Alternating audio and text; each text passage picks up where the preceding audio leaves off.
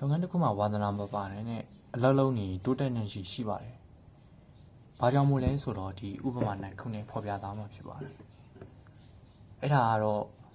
ဒဲကွန်ပျူတာကုမ္ပဏီကိုပိုင်ဆိုင်တဲ့ဒဲရဲ့အကြောင်းဖော်ပြပေးသွားမှာဖြစ်ပါတယ်။ဒဲဟာသူငယ်ရဆိုရင်ရေကန်တစ်ခုမှာငါးများရင်းနဲ့အိန္ဒိယတစ်ခုကိုရခဲ့ပါတယ်။သူကညံလဲအတော်ရှင်တဲ့သူသိရပါ။တခြားလူတွေကငါးများရင်းနဲ့ငါးများချိတ်တစ်ခုနဲ့များပြီးတော့ငါးသိမ့်မရတဲ့အချိန်မှာဒဲဟာတော့ငါးများချိတ်များများနဲ့ငါးအတော်တန်ရတဲ့သူဖြစ်ပါတယ်။အဲ့ဒီခေတ်မှာဆိုရင်ကွန်ပျူတာခေတ်စားတဲ့ခေတ်ပါ။ကွန်ပျူတာလို့ဆိုရင်ပတ်စံသိမ့်များများဆဆမပေးရပါဘူး။ဒါပေမဲ့ software ထည့်သွင်းထားတဲ့ကွန်ပျူတာတစ်လုံးဆိုရင်ပတ်စံအများကြီးပေးရပါတယ်။ဥပမာဆိုရင်ရိုးရိုးကွန်ပျူတာကိုဒေါ်လာ30နဲ့ဆိုရင် software ပါတဲ့ကွန်ပျူတာကိုဒေါ်လာ100နဲ့ပေးရပါတယ်ဗျ။အဲ့ဒီလိုနဲ့ဒဲဟာစီးပွားရေးတစ်ခုလုပ်ဖို့အိန္ဒိယကောင်းတွေ့ရင်းနဲ့အဲ့ဒီအိန္ဒိယကောင်းကိုလက်တွေ့အကောင့်ထဲဖို့ယုံကြည်ရတဲ့တငယ်ချင်းတယောက်ကိုလက်တွဲလုပ်ဖို့အကူအညီတောင်းခဲ့ပါတယ်။လုပ်မယ့်စီးပွားရေးကတော့ကွန်ပျူတာရိုးရိုးထဲကို software သွင်းတဲ့လုပ်ငန်းပဲဖြစ်ပါတယ်။အဲ့ဒီလိုမပြောခင်မှာအဲ့ဒီခေတ်လူတိုင်းဟာကွန်ပျူတာကိုဝယ်ကိန်းနိုင်ကြပေမဲ့လို့ software သွင်းတာမျိုးတွေတော့မလုပ်နိုင်ကြပါဘူး။ကွန်ပျူတာရောင်းတဲ့ဆိုင်မှာလည်းကွန်ပျူတာရိုးရိုးတွေကိုပဲရောင်းပြီးတော့ software သွင်းတဲ့လုပ်ငန်းစဉ်ကတော့ software သွင်းမရတဲ့ကုမ္ပဏီဖက်ကနေစားပြီးအပ်ရပါတယ်ဗျ။အဲ့ဒါလို့နဲ့ဒဲဟာလူတွေမလုပ်နိုင်တဲ့ software သွင်းပညာရဲ့ကိုတက်မြောက်သူဖြစ်ပါတယ်။ဒီဘက်ကမှာပြောရရင်ဆိုရင် Windows update တင်းတယ်လို့ဗျာ။ဒဲဟာ software တွေကိုဝယ်တယ်ပြီးရင်တဆင့်ခံကိုယ်စားလှယ်အနေနဲ့ကွန်ပျူတာရိုးရိုးရှိတဲ့သူတွေစီကိုsoftware သွင်းတဲ့လုပ်ငန်းလုပ်ပါတယ်အပြင်မှာ software ပါပြီးသားကွန်ပျူတာကိုဒေါ်လာ100နဲ့ရောင်းမိမယ်လို့သူ့စီမှာစားပေးအပ်ရင်တော့ဒေါ်လာ50နဲ့တဝက်စီတက်တာပေါ့ဗျာဒဲဟာအိမ်မှာနစ်ဟောင်းတဲ့ကားလေးနဲ့တိတ်ခမ်းလေးတစ်ခုကိုငားလိုက်တယ်ဗျအစားလှုပ်ချင်းကတော့လူမသိသေးတော့ဖြန့်ကျက်ရတယ်ပေါ့ဗျာတဖြည်းဖြည်းနဲ့လူတွေက software သွင်းတာကိုဈေးတဝက်တက်တာတယ်ဆိုပြီးတော့ဒဲမှာစားပြီးလာအပ်ကြတော့ဗျာအဲ့လိုနဲ့ဒဲကလည်းစကားပြောင်းတော့ကွန်ပျူတာရှိတဲ့လူတွေကသူ့စီမှာ software သွင်းကြတာပေါ့တစ်ဖက်ကလည်းအဆင်ပြေတယ်တစ်ဖက်ကလည်းပတ်စံရတော့ win-win situation ပေါ့ဗျာသူတငယ်ချင်းကစရင်ပညာရက်ကိုကျွမ်းကျင်တက်မြောက်တာရယ်သူက software ဘိုင်းမှာကျွမ်းကျင်တာရယ်နဲ့စီးပွားရေးအတော်ဖြစ်ခဲ့တာပေါ့ဗျာအဲ့ဒီလိုနဲ့ဇန်နဝါရီလဝင်ချိန်ကျောင်းတက်ရမယ့်ရက်ကိုရောက်လာတော့သူ့အဖေကဒဲတားကြီးကျောင်းတက်ချိန်ရောက်ပြီမင်းရဲ့စီးပွားရေးကိုရက်ပြီးတော့အနာဂတ်အတွက်ရီမန်းချက်ဘွဲတစ်ခုယူဖို့အဖေဖြစ်သူကတိုက်တွန်းတယ်ဒဲကအဖေကျွန်တော်ရဲ့လုပ်ငန်းကအောင်မြင်နေပြီဖြစ်တယ်ကျွန်တော်ဆက်ပြီးတော့တိုးချဲ့ချင်သေးတယ်ဗျာအဲ့လိုပြောတော့ဖေကမရဘူးတားကြီးအဲ့လိုနဲ့ဒဲကဖေကိုအဖေကျွန်တော်တို့နှစ်ယောက်ဂတိတစ်ခုထားချင်တယ်ကျွန်တော်ဒီလုပ်ငန်းကိုဆက်လက်ပဲလို့အောင်မြင်ခဲ့မယ်ဆိုရင်ကျွန်တော်ဒီလုပ်ငန်းနဲ့ပဲဆက်လက်လုပ်ကင်သွားချင်တယ်ကြောင်းမသက်တော့ဘူးပေါ့ဗျာတကယ်လို့သာမအောင်မြင်ခဲ့ရင်တော့အဖေပြောတဲ့အတိုင်းပဲကျွန်တော်ကြောင်းဆက်တက်ပါမယ်လို့နှုတ်နှစ်ဖက်ဂတိပြုခဲ့ကြတာပေါ့ဒဲကသူ့ရဲ့စီးပွားရေးလုပ်ငန်းကိုဆက်လက်လုပ်ကင်နေပြီမဲ့လို့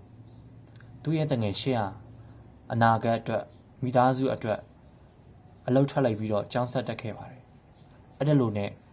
သူတို့ရဲ့စီးပွားရေးမှာစီးရင်ကိန်ပညာရဲ့အတွက်လူလို့နေတာဖြစ်တာပေါ့ဗျာတဲကမယုံကြည်တဲ့အတွက်စီးရင်ကိန်ပညာရဲ့ကိုတခြားလူတွေကိုမထည့်မဲနဲ့သူကိုယ်တိုင်လေးလာတင်ကြားခဲ့ပါတယ်ဒီမှာပြောချင်တာကတော့စီးရင်ကိန်နဲ့ပညာရဲ့မှာ तू ကဝါသနာမပါမယ်လို့သူ့ရဲ့အခုလုပ်ငန်းခွင်မှာစီးရင်ကိန်ပညာရဲ့အရေးကြီးနေတယ်လိုအပ်နေတာဖြစ်တဲ့အတွက်သူကကျင်းတီပေါက်စိတ်အားထက်သန်စွာလေးလာတင်ကြားတက်မြောက်လာနိုင်တာကိုပြောချင်တာဖြစ်ပါတယ်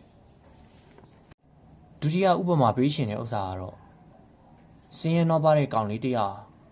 မြို့တစ်မြို့တက်လာပါတယ်မြို့တစ်မြို့တက်လာတဲ့အချိန်မှာ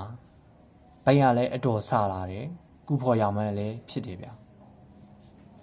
လူဆိုတဲ့အရာမျိုးဟာဒုက္ခရောက်ရင်ပို့ပြီးတော့စိတ်လှုပ်ရှားလာတယ်အမြင်ကျလာတယ်အဲ့ဒါလုံးနဲ့ဝမ်းစာဖြည့်ဖို့အတွက်အလောက်ရလူရညာဆိုပြီးတော့ကြီးကန်းတောင်းမောက်ပတ်ပတ်လေးကိုကြည့်တော့လိုင်းရင်ထောင်တနေရာမှာကြွက်တီလေးတစ်ကောင်တွေ့ပါတယ်အဲ့ဒီကြက်တွေလေးကမပုတ်မသိုးသေးပေမဲ့ကောင်းမွန်သေးတာကိုတွေ့ရှိရပါတယ်အဲ့ဒါလုံးနဲ့အဲ့ဒီဆင်းရဲတဲ့ကောင်လေးကကြွက်လေးကိုကပ်ရင်းနဲ့တိုင်ဝင်တိုင်ထက်လှုပ်ပြီးတော့ကြောင်စာရပြီဆိုပြီးတော့လက်ရောင်းတာပေါ့ဗျာတတိယအိမ်ရောက်တော့လူလေးကြီး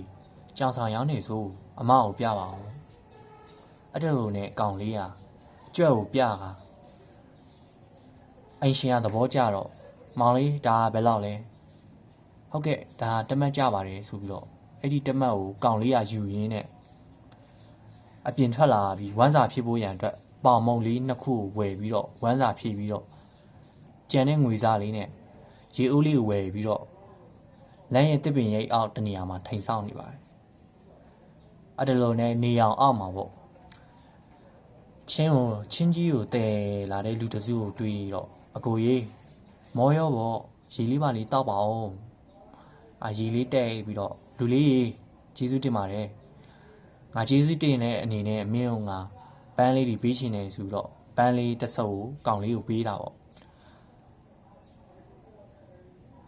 အဲ့ဒီပန်းတစ်စုပ်ကိုကန်တဖြည်းဖြည်းနဲ့ကန်ရင်တော့လူတွေဆက်လာတဲ့အချိန်ရေလေးတိုက်တယ်အဲ့ဒီထုံးစံတိုင်းဆက်လုပ်ပြီးတော့ပန်းလေးတွေစုမိတာပေါ့ဗျာပန်းလေးတွေစုမိတဲ့အချိန်အဲ့ပန်းလေးတွေကိုတွယ်ပြီးတော့ပန်းဆိုင်ရှိတဲ့နေရာကိုပြန်သွင်းတာပေါ့တေချာတာပေါ့ရှေးကကြွက်ရောင်းလာတဲ့ဆိုင်ခုနအသက်ပြာပို့ပြီးတော့ရခဲ့တာပေါ့အဲ့ဒီအသက်ပြာတွေနဲ့အဲ့ဒီလူလေးကတခြားစီးပွားရေးတွေလုပ်ရင်းနဲ့အဲ့ဒီမြို့မှာကြီးတက်ချမ်းသာရတဲ့ကုံတွေတထေးတယောက်ဖြစ်ခဲ့တာပေါ့ဗျာအဲ့လိုနဲ့ဒီပုံပြင်ပြောရှင်တဲ့အသိပညာကတော့လုပ်ငန်းခွင်မှာမတည်သေးတဲ့အကြောင်းအရာနဲ့ပတ်သက်လာရင်ဝါသနာပါတာမဟုတ်ဘဲနဲ့အမှန်တကယ်လိုအပ်နေတဲ့အတွက်စိတ်ဝင်စားစွာဖြည့်ရှင်းမယ်ဆိုရင်ဘယ်နေရာဖြစ်ဖြစ်အောင်မြင်နေတဲ့အသိပညာဘ ഹു တုတာကိုပေးရှင်တဲ့ message လေးဖြစ်တယ်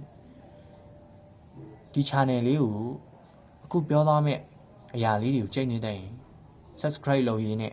like လေးတွေပေးရင်းနဲ့ကူညီခဲ့လို့ရပါတယ်ကျေးဇူးတင်ပါတယ်